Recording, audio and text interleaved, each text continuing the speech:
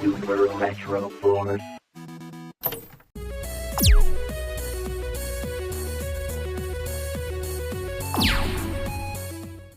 What is up, YouTube? Instant disclaimer. This is not calling anybody out. This is not, I repeat, calling collectors or anybody out. This is just a discussion, guys. Just a heads up. Well, we're waiting. Because as being a collector myself, okay. So this video is going to be stupid beep that collectors do. Now, oh, okay. Well, we'll dig into this. Like I said, this is not calling anybody out. This is just kind of stuff that collectors have noticed over the years that becomes the normal. What they normally do, so they don't see nothing wrong with it. But if we start talking about the normies, that means people that don't collect stuff or, you know, become obsessed and do this in the background. This is this weird stuff that they see us doing.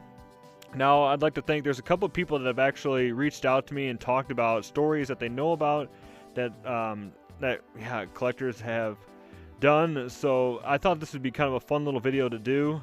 And yeah, hopefully we don't ruffle too many feathers. But once again, this is, I mean, most people here know that they, as collectors, do weird stuff.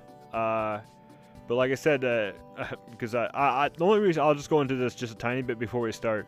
The only reason I know this is because my wife has pointed this out to me when I was really heavy into my collecting. She was just like, I can't remember what game it was, but I was really, it had to have been something stupid like Barbie on Super Nintendo, or, you know, some game like that. And she saw me pick it out at a garage sale, and she was like, really? You want that game? You're going to play a Barbie game? And I go, no. It's just for the collection. It's just for the collection. Now, I'm using Barbie as an example because I can't remember exactly what it was. But it was something similar to that. That it was like a kid's game or something like that I would never play. So that made me think about how some of these people from the outside world look in at us and go... Because even the lady I was purchasing the game from at the garage sale was looking at me and kind of like, is this for your kid or... But alright, we're going to go with the first one I wrote down. Buy games they won't play. This could go for anything, whether it be figures, like I said, games, movies, music, anything. A collector grabs it to simply have it.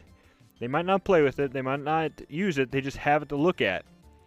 And a perfect example of this is what I just talked about. Purchase games because, and I wasn't even planning on playing it, I was just having it.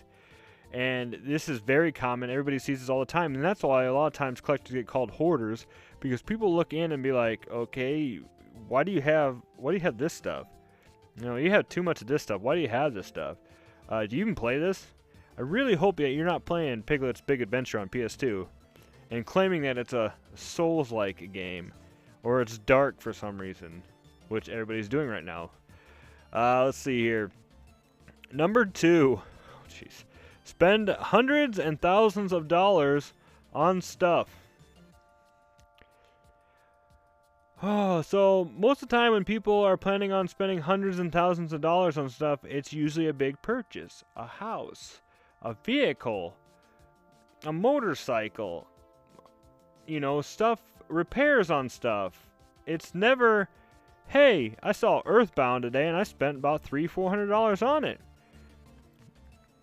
That's normal.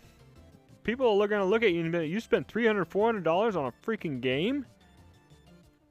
And that's normal in this normal in this business, normal in collecting, is finding something rare and willing to spend that much money on something because you personally know how rare that really is. So these other people don't understand that. But I have seen this before, you know, a couple coworkers, they catch me watching YouTube and stuff like this, and they're like, well, what kind of, how big's your collection? And I kind of tell them, they're like, oh, that's cool. How much is it worth? And, you know, I just give them a ballpark, and they're like, and I was like, did you buy it cheap? I said, no, honestly, I didn't really buy it that cheap. I probably have gotten, you know, obviously I've gotten some games cheaper than what they go for now, but in general, I still spend a decent amount of money on this stuff. Not very much of this besides an NES and a few games. and a Sega Genesis are actually from my childhood. So a lot of this stuff was purchased later on in life. So yeah, spending hundreds and thousands of dollars on your hobby is normal for collectors. That's stupid. We do. Number 3, spend countless hours hunting for certain items.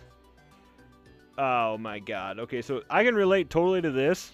When I used to work at Walmart, there was a Goodwill and a thrift store right down the block. And every day for lunch, we got 1 hour. Every single day for lunch, I would eat quick, hit up Goodwill, and hit up that other thrift store, and hope that I'd find some kind of game. And I'd also spend hours and hours on Marketplace, Facebook Marketplace, Mercari, eBay, any online, place I could use to simply search for games that I might need or just to hope to get a good deal on something. And I know there's people out there that do much more. People that are willing to drive hours for certain stuff. I watch YouTube channels. I've seen people do this. They get cool stuff, don't get me wrong. But that's something that normies wouldn't understand. Like, I got a buddy, too, that just drove freaking, I can't remember. It was so many hours to pick up a motorcycle and then drove it back. And all because he got a decent deal on it. And I feel like he collects motorcycles, but he likes to buy motorcycles. But, that's stuff that we do. It's insane if you think about it, just spending all that hours. All right, number 4, dedicate whole rooms to the hobby. Yeah. It's not normal to dedicate a whole room to one hobby, guys. I have a pretty nice sized room down here that is dedicated to gaming and my collectibles. And for the most part, that's all that's in here. Normal people don't do that. You have a living room, a dining room, a bedroom, and stuff like that. I guess some, obviously there's man caves out there nowadays, she sheds and stuff like that.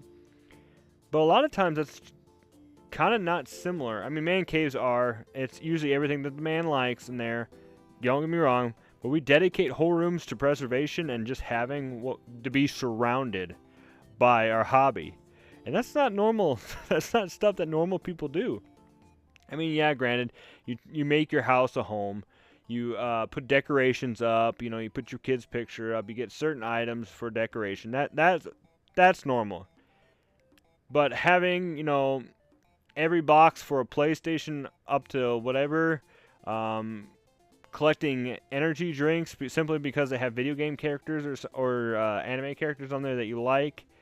Yeah, trying to collect every single Metal Gear Solid game just because you like the series and then displaying it. That's not normal, guys. Alright, and lastly I have written down, surround themselves physically and mentally. Complete focus on what they are passionate about. Their mind begins to revolve around it. Now, this is kind of more into the lines of what I used to do. Like I said, I'm still a collector, but I really slowed down on it. I really focus nowadays on what I want to collect and not so much as just collect to collect. And like I was talking earlier about spending hours doing this, it was ridiculous. Besides hunting games, buying games, selling games, I was talking about games. I was, running this YouTube channel, talking to everybody about the games, surrounding my whole life, physically and mentally, with my hobby. And yes, I'm very passionate about it and I loved it, but it was starting to get in the way of everything else. Spending time with my wife, spending time with my kids, my focus levels on everything else that's going on, like stuff with my house, and just everything in general. I had became so enraptured in it that when I finally broke loose and sold a bunch of the games and really kind of just took a break from YouTube and everything, it helped clear my mind and kind of make me reevaluate what was going on. And that was huge, guys. Like, a lot of people back were wondering why I took that break, and it was because I had to take time away from this hobby because I was just too enraptured in it. Now, I've already had people talk to me, well, you're making all these videos again, are you getting too into it? I'm saying, no, I'm actually playing games, guys. I beat a game this week, and I beat a game a couple weeks ago. And up until, my break and stuff like that, that didn't happen. I wasn't taking, I wasn't beating games. I was simply buying them and putting them on the shelf and just crushing out videos. But now I'm sitting down and actually enjoying video games again, and then this has been amazing. But this is really what it comes down to is, yes, hobbies are important, but that's what they are. They're just hobbies, guys. And you can be as passionate as you want about it. But even the most passionate people, you know, like professional basketball players and stuff, take breaks from basketball. They are literally not walking up and down the street, dribbling a ball, talking basketball every moment they go to. They take breaks and they focus on other things in life. Even the famous ones, guys. I try to tell that to my kid all the time. I said, Stephen Curry and, you know, freaking, yeah, all the football players and everybody like that, they don't just do this 24/7. They take breaks, or they take months off of the year and enjoy time with family and friends. And that's what you got to do every once in a while, guys. And that's one thing you learn from this video is breaks are okay. You need to take mental breaks. You need to enjoy yourself. And if the hobby becomes too much, you need to take a step back. Reach out for help. I tell that to people all the time. Don't suffer in silence. Reach out for help. I don't care if you're a man, a woman, or whatever. You have to ask for help. I've talked about men's mental health and how important it is on this channel that you guys, if you are suffering, you tell somebody. You don't just swallow it up. Stuff happens, or it could get worse down the road and something horrible can happen. So make sure that you guys are reaching out for help. Not a doctor, just experienced that kind of stuff in my past, and what worked for me was therapy. So ending on that note, guys, in summary, we got stupid that collectors do. Buy games they won't play. Spend hundreds and thousands of dollars on games and collectibles. Spend countless hours hunting for stuff that they really want. Dedicate whole rooms to the hobby. And finally, surround themselves physically and mentally and become too involved and obsessed with it. Let me know in the comments below what you guys thought about this video. Do you guys notice this stuff about yourself? Or are you a normie out there?